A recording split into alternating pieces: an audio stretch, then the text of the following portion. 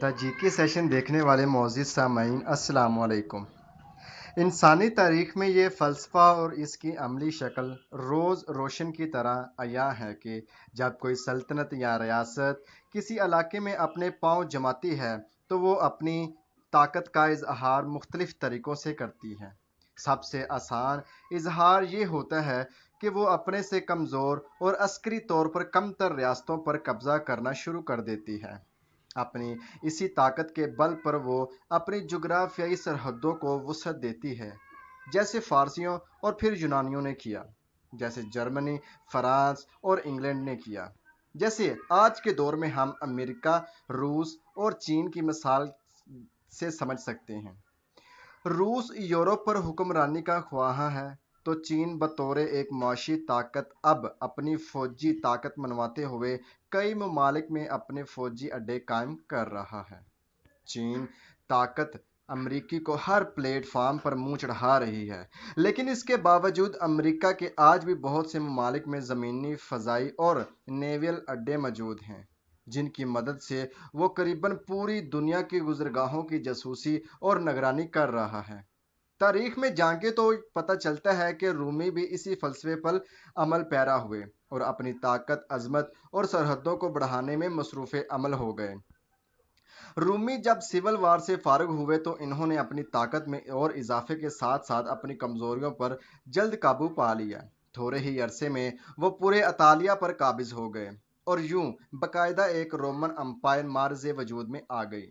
فلسفہ وسعت، سلطنت اور برتری پر چلتے ہوئے رومی بطور نئی سپر پاور جزیرہ سسلی کی طرف بڑھے تاکہ اس کو اپنی سلطنت میں ضم کر لیں۔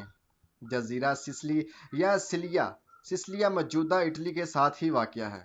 اس مذکورہ جزیرے کا جغرافیائی محل وقوع نہایت اہمیت کا حامل ہے۔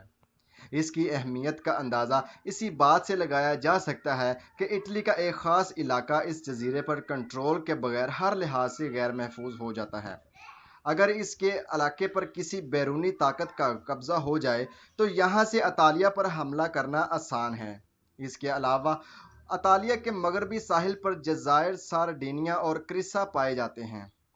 اس کی بھی دفاعی اہمیت و افادیت جزیرہ مذکورہ سے مماثلت رکھتی ہے۔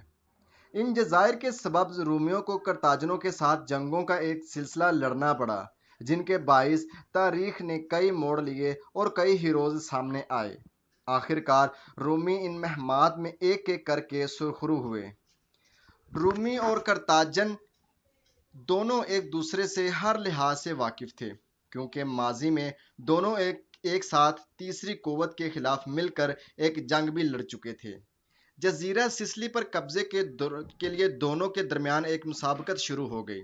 دونوں اس جزیرے پر ایک عرصہ سے قبضہ جمانے کے خواہاں تھے۔ قرطاجنیہ یا کارتھیج اس جزیرے پر قبضہ اپنا حق سمجھتے تھے اور رومی اس خطے کو ہر صورت میں اپنے کنٹرول میں لانا چاہتے تھے تاکہ ان کا دفاع اور بھی مضبوط ہو سکے۔ سسلی پر قبضے کے اغراض و مقاصد یہ حکمت عملی بھی شامل تھی کہ فریقین میں کون زیادہ بحری قوت رکھتا ہے اور سمندری طاقت میں کون سبقت لے جاتا ہے۔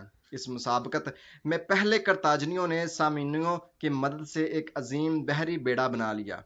یوں تو قرطاجنیہ ایک مضبوط بحری قوت تھے، لیکن وہ روم کی مسلسل فتوحات کو کسی طور پر نظر انداز نہیں کر سکتے تھے، لہٰذا وہ بڑھتی ہوئی رومی پیش قدمی کو بھانپ گئے اور ممکنہ جنگ کی تیاری میں مشغول ہو گئے۔ ایک طرف رومی فوج جہاں اپنی فتوحات کے جھنڈے گاڑ رہی تھی تو دوسری طرف وہ اس مہارت کی وجہ سے بھی مشہور تھی کہ وہ درپیش جنگی مسائل اور عسکری کمزوریوں پر نہایت کم وقت میں قابو پا لیتی تھی۔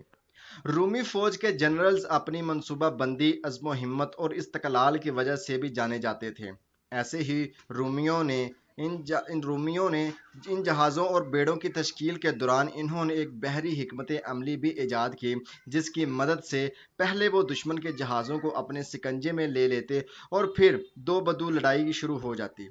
جیسے بری جنگ میں دشمن کا محاصرہ کیا جاتا ہے یا اس کی چاروں طرف سے پیش قدمی کو روک دیا جاتا ہے اور پھر ایک طاقتور حملہ کیا جاتا ہے، بالکل ایسے ہی رومیوں نے بھی اسٹریٹجی کی اختراع ڈالی۔ سسلی پر قبضہ کرنے اور کرتاجنیوں کو شکست دینے کے بعد رومی افریقہ کی طرف بڑھے تاکہ خود کرتاجنیہ پر قبضہ کر کے اس جنگ کو ختم کریں اور ساتھ ہی اپنی عظمت کا لوہا منوا سکیں۔ لیکن وہ ایسا بہت جلد نہ کر سکے، بلکہ رومیوں کو اس خطہ پر قبضے کرنے میں نہایت دشواری اور سخت ہضمیت کا سامنا کرنا پڑا۔ رومی جنرلز کا سامنا کئی ایسے کرتاجن سپہ سالاروں سے ہوا جنہوں نے رومیوں کو ناکو چنے چبوائے۔ افریقہ کے ساحلوں پر اترتے ہی رومی فوج کو سخت نقصانات اٹھانے پڑے۔ کئی رومی بیڑے طوفانوں کے نذر ہو گئے۔ اس جنگ کا خاتمہ ایک قلعہ کے محاصرہ اور قبضہ پر ختم ہوا۔ رومی فوج کے مد مقابل کرتاجنیوں کا سپہ سالار حملکار ایک زیرک، جرأت مند، دلیر اور قابل جنرل تھا۔ تاریخ حملکار کی بہادری کی شاہد ہے کہ کیسے رومی حملہ آور فوج کو حملکار کے سامنے کئی مرتبہ منہ کی کھانی پڑی۔ رومی چونکہ فاتحین چلے آ رہے تھے، لہٰذا حملکار زیادہ دیر تک اپنا دفاع نہ کر سکا۔ حملکار کے بعد ایک جری اور بہادر جنرل کا ذکر ملتا ہے جو رومیوں کے لیے مسلسل درد سر بنا رہا۔ کرتاجنیوں کی یہ شکست اور رومیوں کی فتح نے ثابت کر دیا کہ جزیرہ سسلی پر کرتاجن کی پہنچ اور قبضے کے سارے خواب ہمیشہ ہمیشہ کے لیے ختم ہو گئے، جبکہ دوسری طرف رومی ایک فاتح کی حیثیت سے اطالیہ سے نکل کر سسلی اور دیگر افریقی علاقوں پر اپنی ڈاک بٹھا چکے تھے۔ لیکن جزیرہ سسلی پر رومی اپنی عسکری کاوشوں کے باوجود مکمل طور پر قابض نہ ہو سکے۔ جزیرہ سسلی کے کچھ علاقوں پر کرتاجن ابھی تک قابض تھے۔ ان فتوحات کے دوران رومیوں نے اپنی سرحدیں شمال میں بھی بڑھانا شروع کر دیں۔ ان کی سلطنت کی سرحدیں کوہ آلپس کی دوسری طرف پہنچ چکی تھیں۔ وہاں اس وقت قوم غال آباد تھی۔ یہ وہی علاقہ اور قوم تھے جہاں آج فرانس ملک اور فرانسیسی آباد ہیں۔ رومیوں اور غالیوں کے درمیان ہونے والی لڑائی کو جنگ فنیکی کے نام سے یاد کیا جاتا ہے۔ اس جنگ کے نتیجے میں بظاہر غالی آزادی سے محروم ہو چکے تھے، لیکن وہ ابتدائی ادوار میں مکمل طور پر قابض رومیوں کے زیر اثر نہیں آئے۔ وہ ذہنی طور پر رومیوں کو اپنے حکمران اور بادشاہ ماننے کے لیے تیار نہیں تھے۔